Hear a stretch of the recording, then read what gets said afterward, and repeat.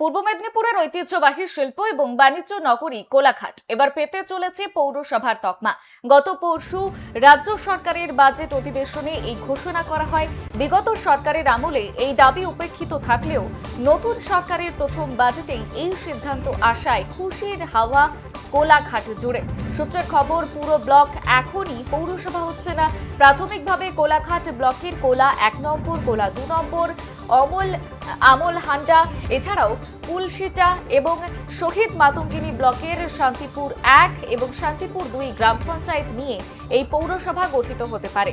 আর এই সিদ্ধান্তকে স্বাগত জানিয়েছেন বিজেপির তমলুক সাংগঠনিক জেলার সহসভাপতি দেবব্রত পট্টনায়ক। তিনি জানিয়ে দিয়েছেন, এই ঘোষণায় আমরা অত্যন্ত খুশি, তবে আমরা দলীয়ভাবে কোলাঘাট এবং শহীদ মাতঙ্গিনী ব্লকের নির্দিষ্ট কিছু এলাকা সহ কোলাঘাট তাপবিদ্যুৎ কেন্দ্রের উপনগরীকে যুক্ত করার প্রস্তাব দেব।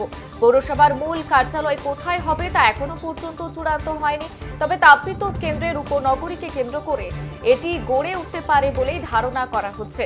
অন্যদিকে বিজেপি নেতৃত্বের দাবি, মুখ্যমন্ত্রী শুভেন্দু অধিকারী নির্দেশিত পথেই তৈরি হবে এই অফিস। কোলাঘাট পৌরসভা হলে এলাকার নাগরিক পরিষেবা এবং সার্বিক উন্নয়ন আরও গতি পাবে বলেই আশাবাদী মানুষজন।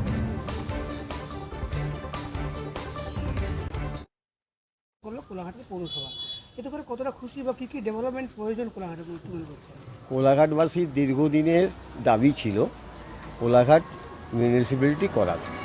কারণ স্বাধীনতার পর থেকে যখন এখানে ইউনিয়ন বোর্ড ছিল, মেদিনীপুর জেলায় যে ইউনিয়ন বোর্ড সব থেকে পুরনো union board Kolaghat union board ছিল কোলাঘাটে, কিন্তু তখন থেকে কোনো ডেভেলপমেন্ট পৌরসভার ব্যাপারে হয়নি।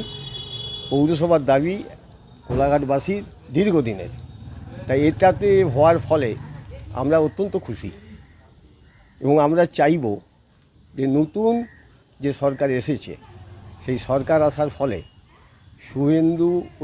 মাননীয় শুভেন্দু অধিকারী মহাশয়ের নেতৃত্বে যে সরকার চলছে, সামান্য দিন হয়েছে, 1 মাস কয়েকদিন, সে 1 মাস কয়েকদিনের মধ্যেই উনি যে আমাদের এই উপহারটা দিলেন কোলাঘাটবাসীকে, এর জন্য আমরা গর্বিত।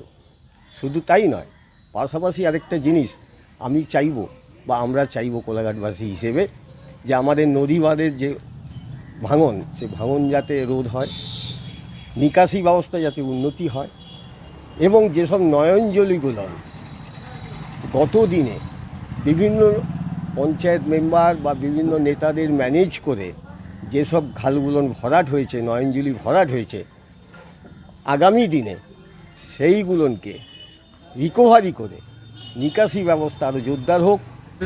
আমি খুবই গর্বিত, কারণ আমাদের কোলাঘাটের অনেক সমস্যা আছে যেগুলো পৌরসভা হলে সেইগুলো ফুলফিল হবে, সেইগুলো আমাদের সমাধান হবে।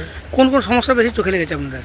স্পেশালি রাস্তাঘাট এবং আমাদের নিকাশি ব্যবস্থা, এই দুটো মেন সমস্যা কোলাঘাটের। হ্যামিল্টন ব্রিজটা অনেক শুরু আছে, যেটাতে গাড়ি যাতায়াত করতে অসুবিধা হয়। এই কিছুদিন আগে আমাদের ইরিগেশন পিডব্লিউডি থেকে ইঞ্জিনিয়ার এসেছিলো, পাশে ওই ব্রিজটা হবে, চওড়া হবে একটা।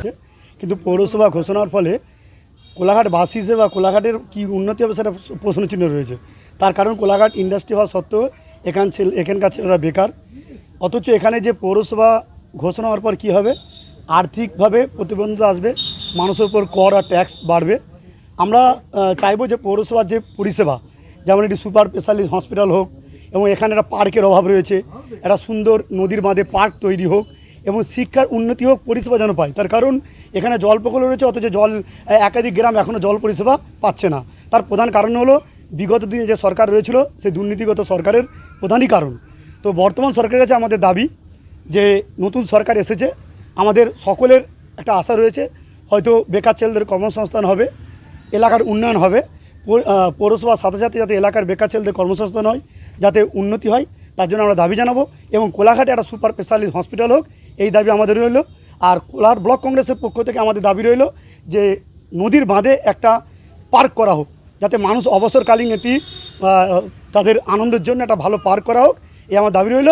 আর পৌরসভা যাতে হওয়ার ফলে যাতে আর্থিকভাবে মানুষের উপর যাতে অতিরিক্ত কোনো রকম কর চাপানো না হয়,